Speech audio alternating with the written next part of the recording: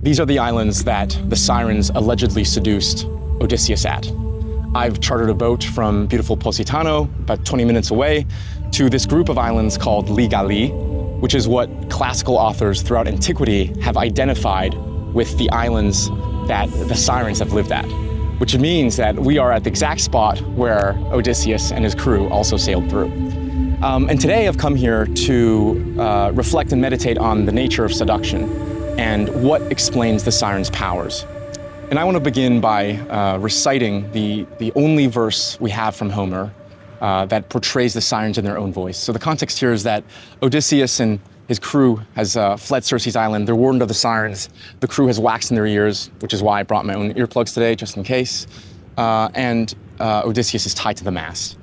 And right as he's traveling between these islands, he hears, Deu agion polyain Odisseu, mega kudos akaion, ne katasteson, inanno eteron apakuses, ugar potis taide, paraelasenai malaine, pringemion meligeron, apostomaton apokuse, al hogeter psemenos, ne tai kai play ona eidos, idmingar toi pantosini troie eurei, argeoi troeste, theon io tetimogesan, idmin tosagenetai, epi thonipu ripotaire. And what immediately jumps out to me about these verses is that the nature of seduction is not beauty, but it's knowledge. What they are promising Odysseus is knowledge. And I find that quite interesting because before I revisited these verses in preparation for this trip here, I always thought about the sirens as seducing through beauty.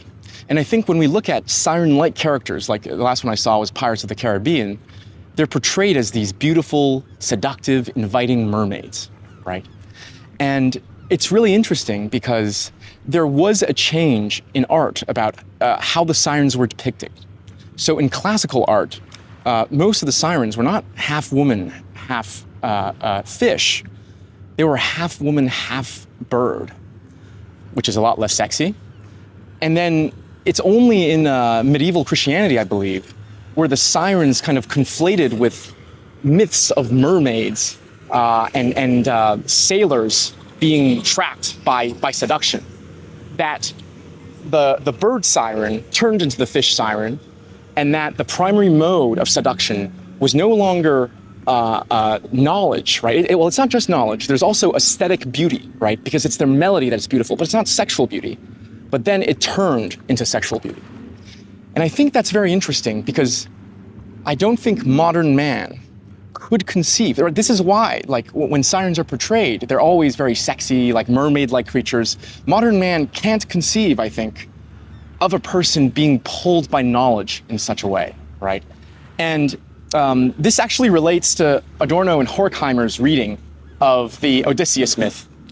For Adorno and Horkheimer, Odysseus and his crew represent the only possible responses in modernity to aesthetic experiences and to potentially transformational knowledge. One response is to be like the crew members, and that's to put wax in your ears, okay? That's to completely ignore the beautiful and ignore the true. And this is, I don't know, doom scrolling. There's another way that moderns engage with art. Let's begin with art. And that's what Odysseus does.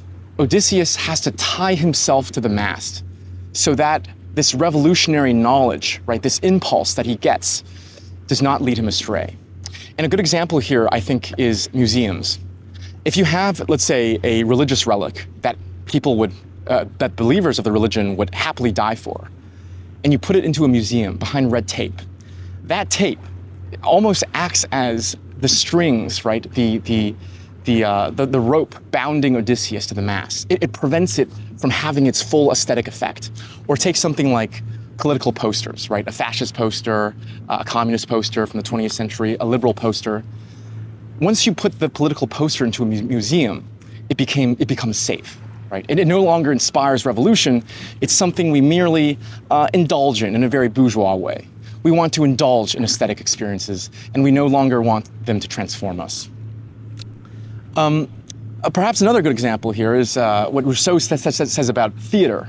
Okay, and I think Avatar is a good example.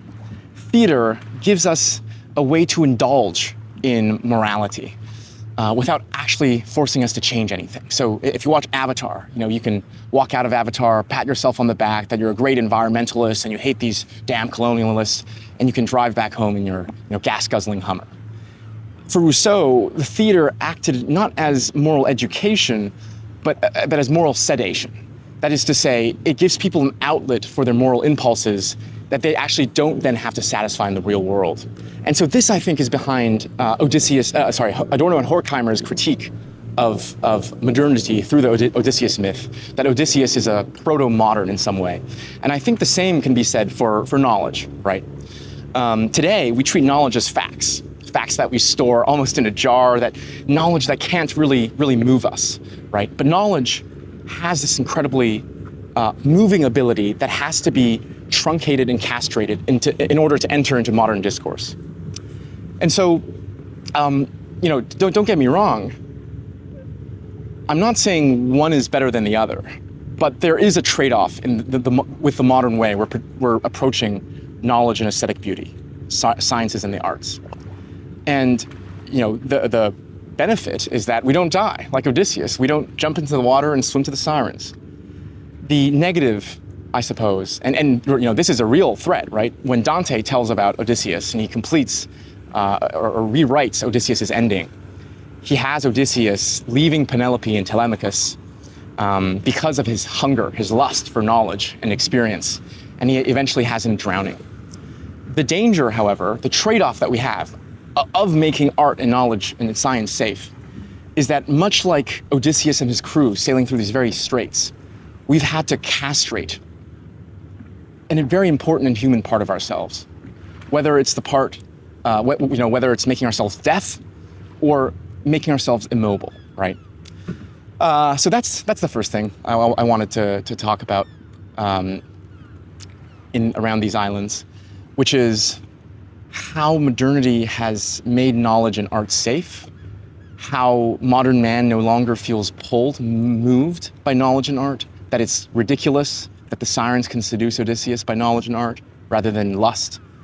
And I suppose the second point I want to talk about is what kind of knowledge is so inviting and so seductive? Because the last three lines of the verse I just recited, it was, we know all that happened in wide Troy, okay? So a factual account. We know all that the Argives, the Greeks, and the Trojans suffered by the gods' will. That's a causal account. And then finally, there's a metaphysical account. And we know all that happens, genetai, that genesis that becomes on the bountiful earth. So the sirens in the last three verses are offering deeper and deeper layers of knowledge to Odysseus. Essentially, it's a version of Diotima's ladder in some way, right? It's a deeper and deeper philosophical account where you start from the facts, then you go to the causes, and then you go to the metaphysics.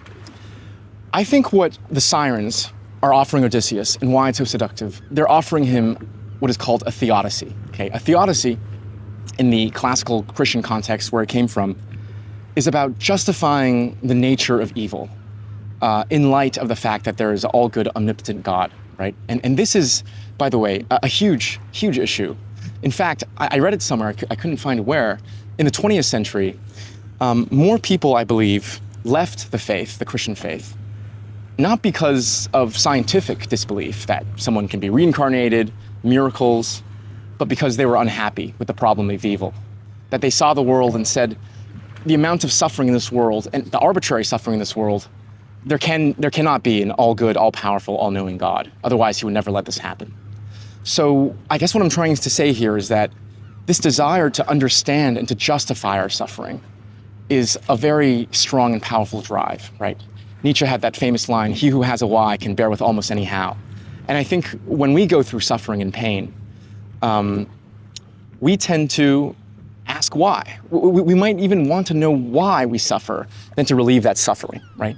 By giving suffering a kind of meaning, right? Odysseus does not know. He didn't really want to go to Troy. He doesn't know about the judgment of Paris and why the Trojan War started. The most seductive knowledge that the sirens could offer him is an explanation to his suffering. And I think that's quite interesting. And I'll say just one more thing here, which is a theodicy. I just introduced it in a religious context, but one of my favorite professors I studied with in undergrad had a notion of secular theodicy. So the question isn't how do we justify the nature of evil in light of an omnipotent God. It's how do we justify evil, or what is the status of evil? Is it necessary? Is it contingent? Is it likely, given what human nature is? And the professor's name is Fred Neuhauser, and I'll link an interview I did on his fantastic book called Rousseau's Theodicy, which is a secular theodicy of this kind. And what Rousseau basically wants to show is even though human nature is likely prone to corruption, inequality, oppression, alienation, that does not necessarily need to happen.